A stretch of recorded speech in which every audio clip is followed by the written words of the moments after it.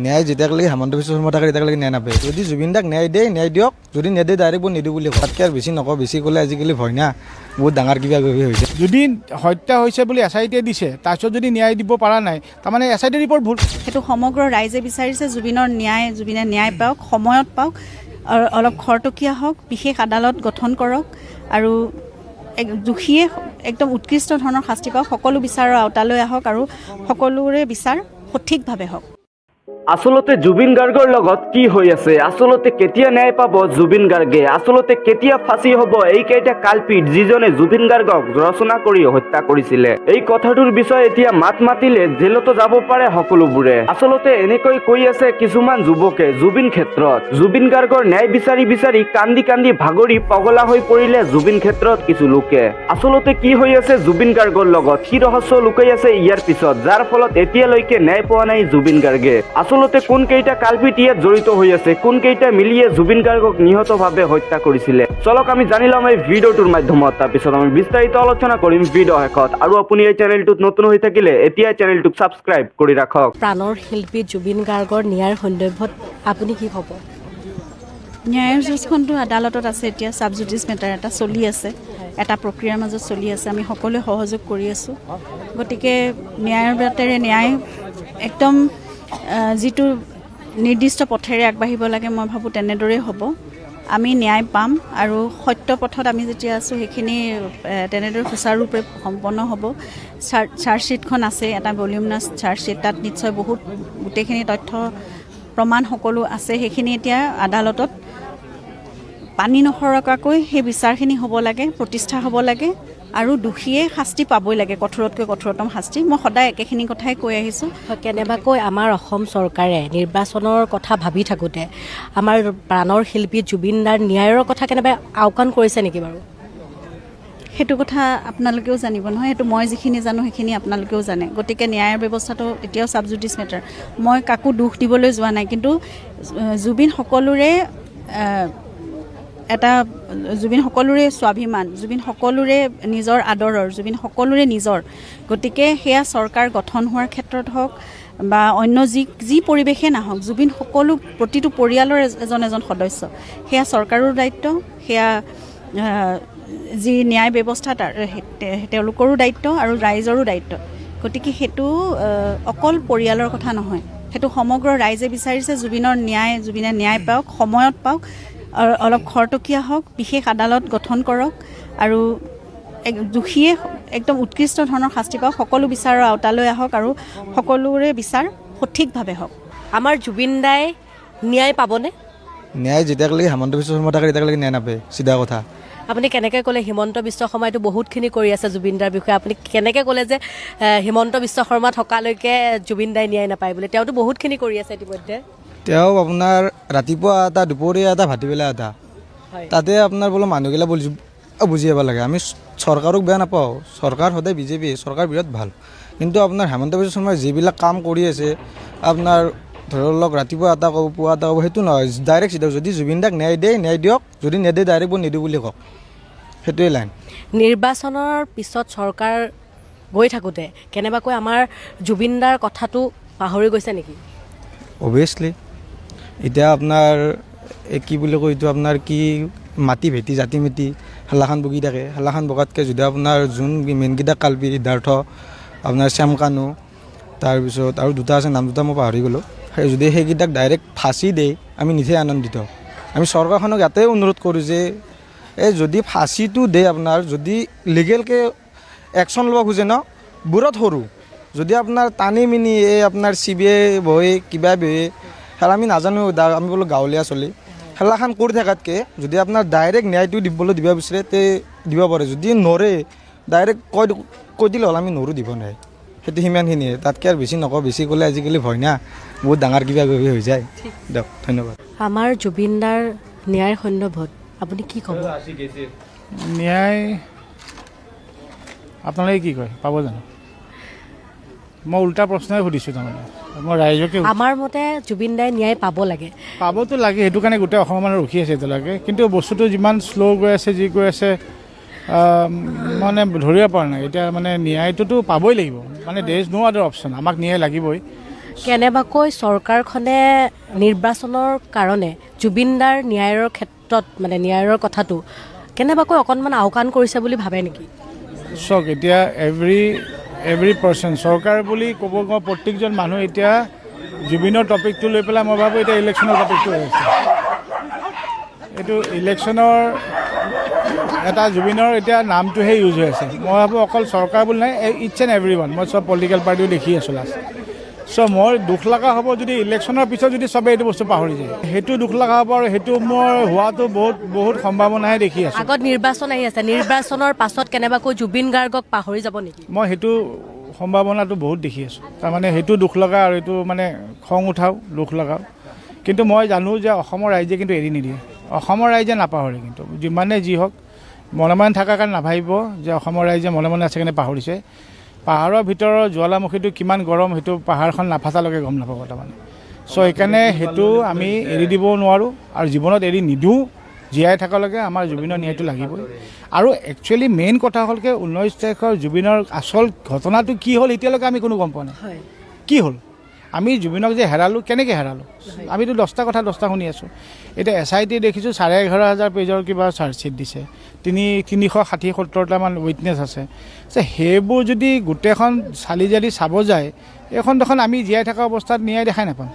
চ' মানে এইটো আচৰিত কথা যে ইমান ডাঙৰ আৰু এতিয়া উইটনেছ বুলি যে কৈছে জুবিনৰ যিটো যদি এতিয়াতো আমাকতো কৈ দিলে, আমিতো জানো হত্যা হৈছে।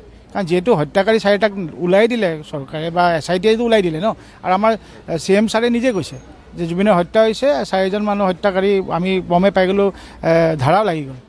চ' যিহেতু হত্যা হৈছে, হত্যা হোৱাৰ পিছত SITয়ে এতিয়া ৰিপৰ্টখন দিয়ে দিলে হত্যা হৈছে, তাৰপিছত আমাৰ ন্যায়টো দিবলৈ ইমান টাইম কিয় লাগে? যদি হত্যা হৈছে বুলি SITয়ে দিছে, তাৰপিছত যদি ন্যায় দিব পৰা নাই, তাৰমানে SIT ৰিপৰ্ট ভুল। তুমি হত্যা হৈছে বুলি SITক আমি বিশ্বাস কৰিছোঁ।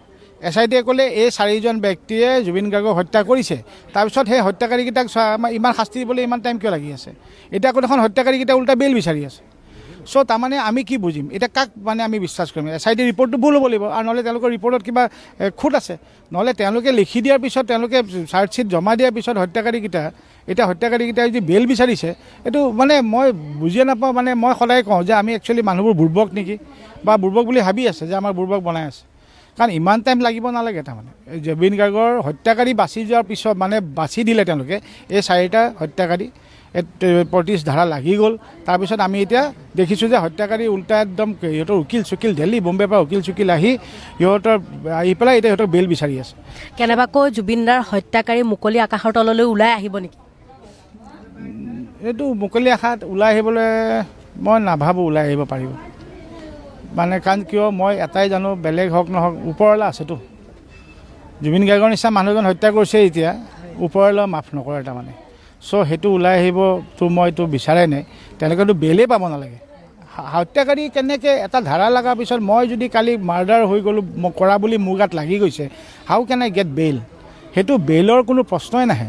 তেওঁলোকে এতিয়া আমি ৰখিব লাগে তেওঁলোকক জল্দি শাস্তিটো কি দিয়ে, আমি সেইটো কাৰণে ৰখিব লাগে। চ' সেইকাৰণে ইয়াতে মই ভাবোঁ আমি ন্যায় পাবই লাগিব।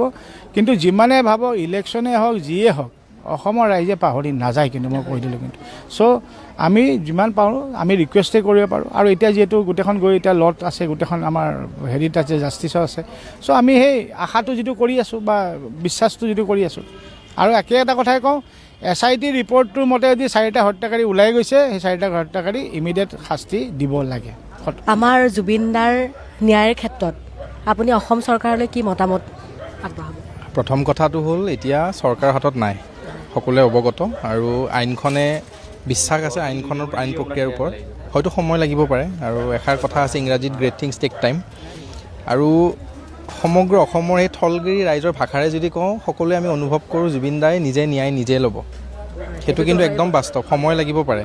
আৰু ঈশ্বৰ পুত্ৰ বুলি যদি আমি গণ্য কৰোঁ, ভগৱান বুলি আখ্যা দিছোঁ, সেই ভগৱানজনে নিজৰ ন্যায় লোৱাটো একদম স্বাভাৱিক। কিন্তু আমাৰ চকুৰ আগত এই কাল্পিতসকলে যে যিসকলে দুখ কৰিছে, এটা কিন্তু হিচাপ আমি দেখিম। সেইটো বিশ্বাস অসমবাসী ৰাইজে সেইটো ধৈৰ্য ধৰক। এতিয়া বিতৰ্ক নহয়, এতিয়া ধৈৰ্য পৰীক্ষা লৈছে ভগৱানে। আমি ধৈৰ্য ল'ব লাগিব, আমি কামো কৰিব লাগিব, নৱপ্ৰজন্মই পঢ়িবও লাগিব, উন্নতিও কৰিব লাগিব, লগতে ন্যায়ৰ হকে অন্তৰৰ পৰা মাত মাতি যাব লাগিব। আৰু ন্যায় প্ৰক্ৰিয়া চলি থাকক। কিমান দিন লাগে নাজানো, কিন্তু আমি যে ন্যায় পাম অনিবাৰ্য, সেইটোৱে মোৰ ফালৰ পৰা মোৰ বিশ্বাস এজন অসমীয়া হিচাপে, জুবিন অনুৰাগী হিচাপে। সিমানেই কওঁ বৰ্তমান আজি।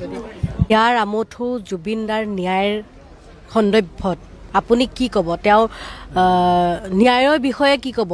অসম চৰকাৰে এই কথাটো বাৰু অকণমান আওকাণ কৰিছে নেকি বাৰু? নাই, মই পোনপ্ৰথমতে আপোনালোককহে বিশেষভাৱে ধন্যবাদ জনাইছোঁ যে আপোনালোকে ইয়াত আহি পেলাই মানে আমাৰ হিয়াৰ আমঠু জুবিন গাৰ্গ ডাঙৰীয়াৰ মানে সমাধি ক্ষেত্ৰত আহি পেলাই আপোনালোকে যে এই পৰিৱেশবিলাক দেখাই আছে বা ইয়াৰ পৰা যে আপুনি চৰকাৰক সজাগ কৰি তুলিছে বা আপুনি ৰাইজকো সজাগ কৰি তুলিছে, তাৰ বাবে বিশেষভাৱে আপোনালোকক ধন্যবাদ জনাবই লাগিব।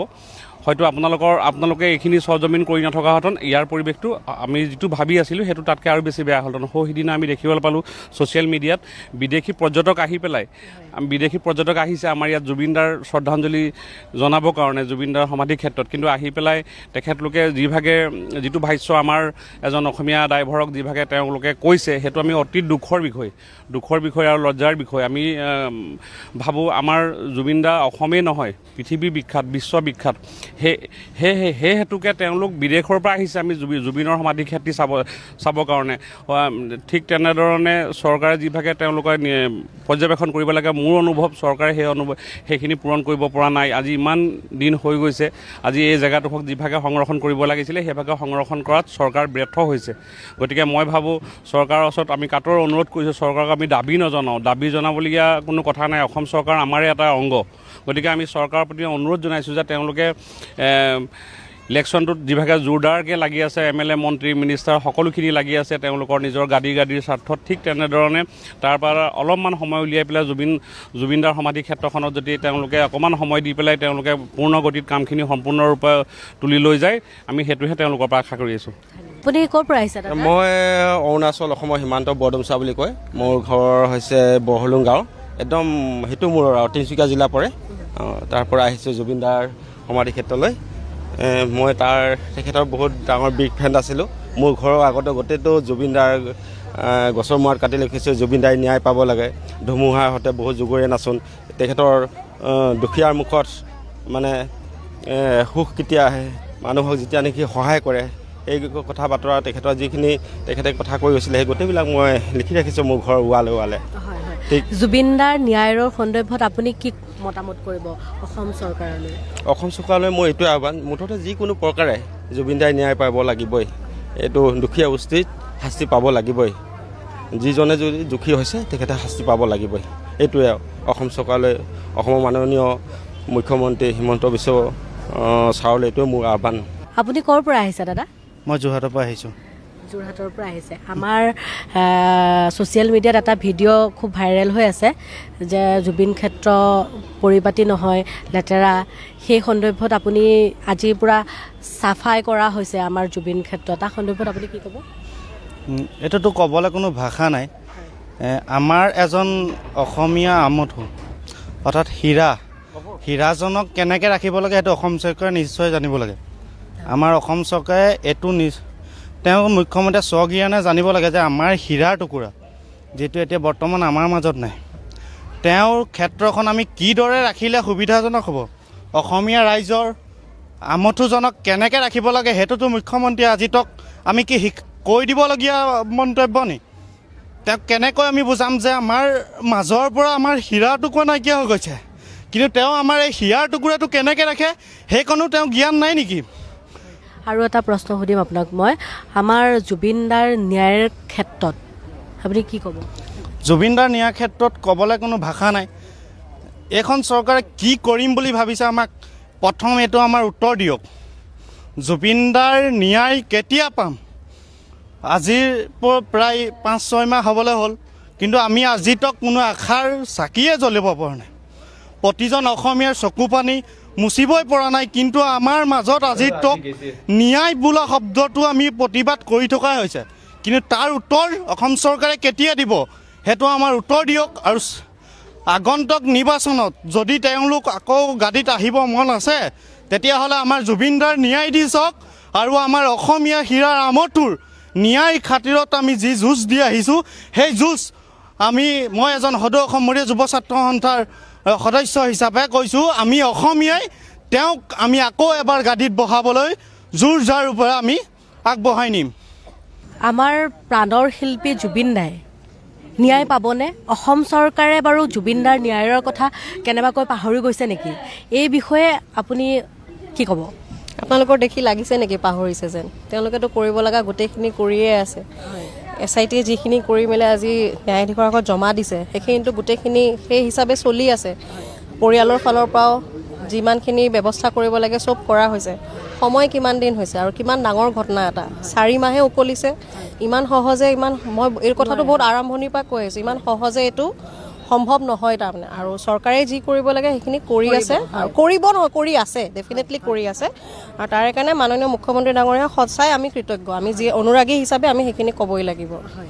আৰু কিবা তেনেকৈ নাই, আজিৰ দিনটোত বিশেষকৈ চফা কৰাৰ কাৰণে চবেই এটা মানে মন বান্ধি লৈছিলে, কাৰণ 4 মাহ হৈ গ'ল বস্তুখিনি তেনেকৈয়ে আছিলে। কামবোৰো বহুত শ্ল' হৈ আছিলে, মানে ৰাইজো তেনেকৈ আহি থাকে, দোকান পোহৰো বহুত বহিছিল, যিখিনিৰ কাৰণে বাউণ্ডেৰী ৱাল দিব পৰা নাছিলে। ধৰক মানে য'ত চাকি বন্তি যিকোনো জেগাতে জ্বলাই গৈছিলে সেইবোৰ জেগা আজি বহুতখিনি চাফা কৰা হ'ল। আজিৰ পৰা এটা নিৰ্দিষ্ট এনেকৈ স্থান কৰি দিয়া হ'ব, দেখিছে আপোনালোকে ইতিমধ্যে কাম চলি আছে। তো চাকি বন্তি তেনেকৈ জ্বলালে মানে জেগাটো চাফা হৈ থাকে।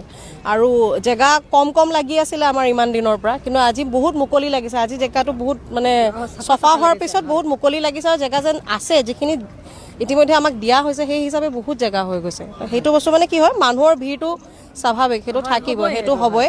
আৰু দোকান পোহৰ বহি যোৱাৰ লগে লগে মানে অকণমান অসুবিধাটো কি হৈছে, জেগাটো ঠেক হৈ গৈছিলে। আজি মুকলি গ'ল কাৰণ দোকান পোহৰবোৰ অকণমান উঠাই দিয়া হোৱাৰ কাৰণে। তেওঁলোকে নিজে জেগা আছে চাৰিওফালে, তেওঁলোকে ব্যৱস্থা কৰি ল'ব। কিন্তু যিখিনি জেগা জুবিনদাৰ ক্ষেত্ৰৰ কাৰণে দিয়া হৈছে সেইখিনিত যাতে ভিৰ নপৰে, আৰু সেইটো মই মোৰ ফালৰ পৰা ব্যক্তিগতভাৱে অনুৰোধ জনাইছোঁ তেখেতসকল। পোনপ্ৰথমে মই চাৰ্চ দ্য ৰিয়েলিটি সংবাদদাতালৈ মোৰ আন্তৰিক শুভেচ্ছা জ্ঞাপন কৰিছোঁ। আজি আমি জুবিনদাৰ সমাধি ক্ষেত্ৰত তেখেতৰ ফেন্স ক্লাব, তেখেতৰ অনুৰাগী গৰিমা বা কমিবা আৰু লগতে তেখেতৰ সহযোগী বাদ্যশিল্পী ৰাজা দাও, আমি সকলোৱে ইয়াতে উপস্থিত হৈছোঁ। সকলোৰে এটাই আশা, আমাৰ প্ৰাণৰ শিল্পী, হিয়াৰ শিল্পী জুবিন দা তেখেতে যাতে অনতিপলমে যাতে সিহঁতে ন্যায় পায়। আৰু আমাৰ চৰকাৰৰ ওপৰত আস্থা আৰু বিশ্বাস আছে। আমি আশা ৰাখিছোঁ আজি এই চেগতে জুবিনদাৰ সমাধি ক্ষেত্ৰৰ পৰাই আমাৰ সন্মানীয় আমাৰ যিটো মুখ্যমন্ত্ৰী তেখেতলৈ মই পদৰে অনুৰোধ কৰিম যাতে জুবিনদাৰ ন্যায় আৰু ক্ষীপ্ৰতৰ হয়, এইটো আমি আশা কৰিম। ধন্যবাদ। জুবিনদাৰ ন্যায়ৰ সন্দৰ্ভত আপুনি কি ক'ব? ন্যায় পাবা লাগে।